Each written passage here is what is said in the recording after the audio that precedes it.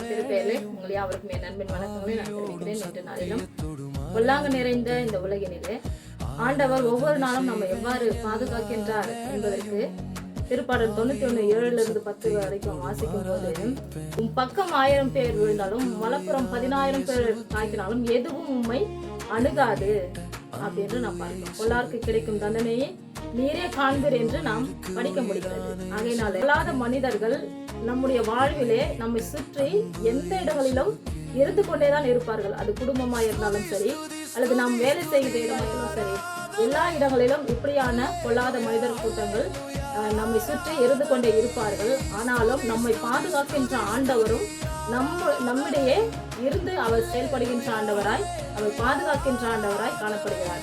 நாம் அடுத்து வாசிக்கும் போது, பொல்லாருக்கு கிடைக்கும் தண்டனையை நீரே பார்ப்பீர், உன் கண்ணாலேயே காண்பீர் என்று வாசிக்கிறோம். ஆகையினால நமக்கு விரோதமான அனைத்து காரியங்களையும் பொல்லாத மனிதர்கள் செய்து கொண்டே இருப்பாங்க. நாம் முன்னேறாத படிக்கு, அல்லது மகிழ்ச்சியாய் இல்லாத படிக்கு, அல்லது நாம் நிறைவாய் செயல்படாத படிக்கு, நேர்மையாய் இல்லாத படிக்கு, நம்ம எப்படியாவது எந்த விதத்திலாவது நம்மை கவிழ்த்து விட வேண்டும் அல்லது நம்மை விட வேண்டும் என்று ஒவ்வொரு நாளும் தங்களுடைய பிரயாசங்களை செலுத்திக் கொண்டே இருப்பார்கள். ஆனாலும் எல்லா சூழ்நிலையிலும் நம்மை ஆண்டவர் பாதுகாத்து வழிநடத்துகின்ற ஆண்டவராய் நம்மோடு இருக்கிறார். எப்போது அப்படின்னு பார்க்கும்போது, ஆண்டவரை மட்டுமே உறைவிடமாக்கி கொண்ட மனிதர்களுக்கு வீடு என்பது ஒரு உறைவிடமான ஒரு இடமாய் இருக்கிறது. அப்படியாக வீடு எப்படி நம்மை பாதுகாத்து நம்முடைய எல்லா சூழ்நிலையிலும் எங்க போனாலும் நம்ம என்ன செஞ்சிருவோம், வீட்டுக்கு திரும்பி வரும். அப்படியாக ஒரு மனிதனானவர் சூழ்நிலையிலும் ஆண்டவர் மட்டுமே உறைவிடமாக்கி கொண்டு வாழ நாம் அழைக்கப்பட்டிருக்கிறோம். வேற எந்த இடத்துலயும், எந்த சூழ்நிலையும், எந்த மனிதரையும் நம்ம நாடி போனாலும் கூட ஆண்டவர் எல்லா இடத்திலும் நமக்கு உற்ற துணையாக இருக்கிறார், உரு துணையாக இருக்கிறார்.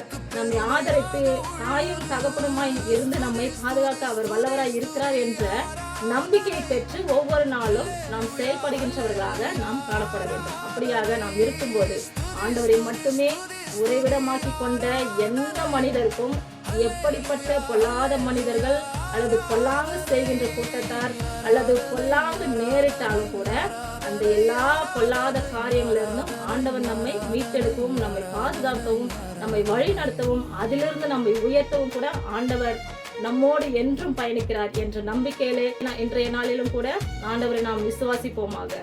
கர்த்தர் தாமே திருவசனங்களை ஆசீர்வதிப்பாராக. ஆமென்.